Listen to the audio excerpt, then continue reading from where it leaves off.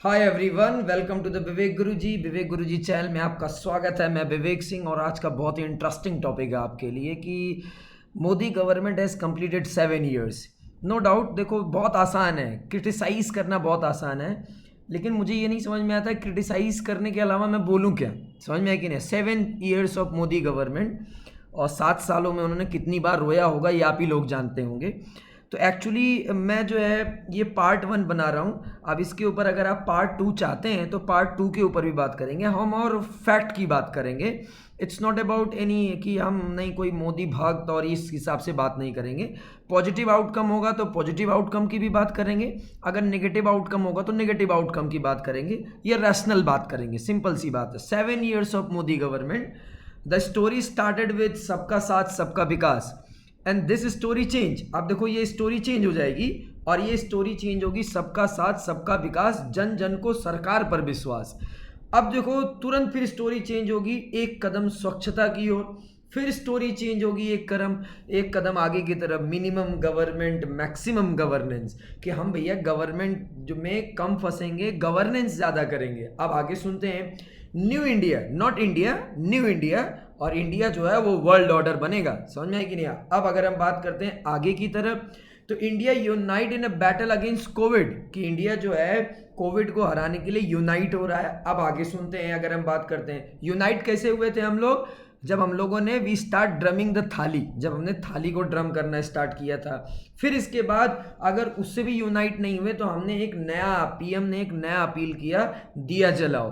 तो एग्जैक्टली अगर मैं ये बात कह रहा हूँ तो अगर हमारा इंडिया अगर ट्रांसफॉर्म किया है, मोदी के रिजिम में अगर इंडिया ट्रांसफॉर्म किया है, आप भी स्वतंत्र हैं, आप कमेंट कर सकते हैं कि जैसे ये जो मेरा पहला पार्ट है ये बेसिकली पूरा क्रिटिसिज्म है मोदी गवर्नमेंट को लेके। तो एक्चुअली ये क्रिटिसिज्म क्यों है? क्योंकि मुझे लगता है कि ये मेट्रोटिक ट्रांसफॉर्मेशन है। समझ में है कि नहीं यार? और ये भी सिंगुलर टर्म में है, याद रखना, सिंगुलर टर्म में।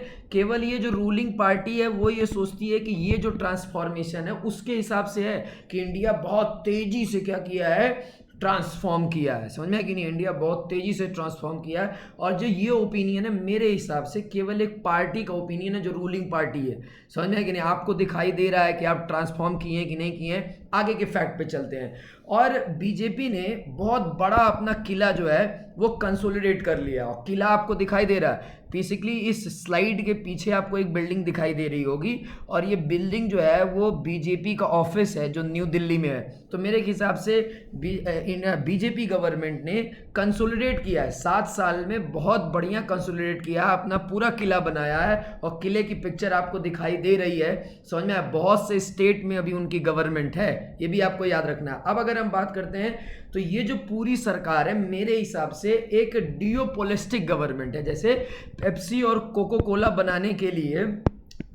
बनाने के लिए बेवरेज में 2 ही मेन कंपनियां हैं, उसी तरीके से इस पूरे भारत को चलाने के लिए डियोपोलिस्टिक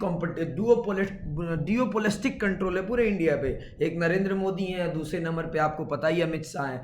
अब सबसे इंपॉर्टेंट चीज़ जो मेरा सबसे इंपॉर्टेंट और सबसे फेवरेट सब्जेक्ट है, जिसको मैं एक्चुअली में आप लोगों को पढ़ाता हूं, तो वो बात है इंडियन इकोनॉमी की। अगर हम इंडियन इकोनॉमी की बात करते हैं तो इस 7 साल में वर्स्ट परफॉर्मेंस है, वर्स्ट, सबसे घटिया परफॉर्मेंस है।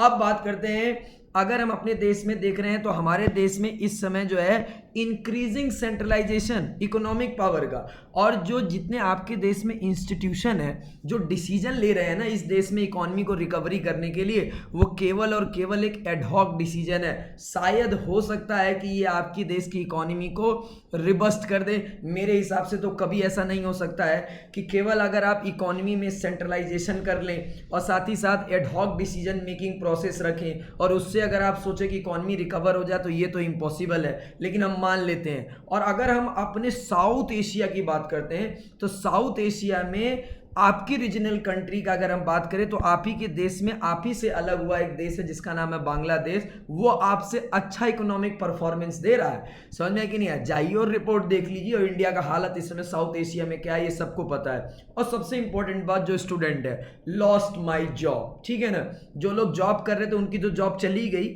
और जो आने वाले हैं उनको मिलेगी कि नहीं मिलेगी इसका कोई भरोसा नहीं है। समझ में आए कि नहीं? अगर हम बात करते हैं पेंडेमिक के पहले की बात कर रहे हैं, इंडियाज यूथ अनएम्प्लॉयमेंट रेट जो था वो 23% था। ये पेंडेमिक के पहले, पेंडेमिक के बाद की बात नहीं कर रहे।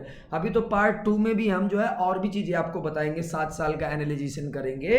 और अगर हम एनुअल जीडीपी देखें 2020 में तो वो क्रैश करी है -8.0। और अगर हम ये बात कर रहे हैं क्या बांग्लादेश में कोविड नहीं है, बांग्लादेश की इकोनॉमी 2020 में 3.8% ग्रीव करी है। अब आप सोचिए ये हालत हो गया कि इंडिया को अपने आप को कंपेयर करना पड़ रहा है किससे, बांग्लादेश से। समझ में आया कि नहीं आया। और अगर हम सिंपल लैंग्वेज में बात करें तो अगर हम बात करते हैं तो 2014 से लेके 2019 तक जो हमारी इकोनॉमी है वो क्वारंटाइन में थी, और अब जो आगे हमारी इकोनॉमी है वो एक्चुअली लॉकडाउन में पहुंचने वाली है।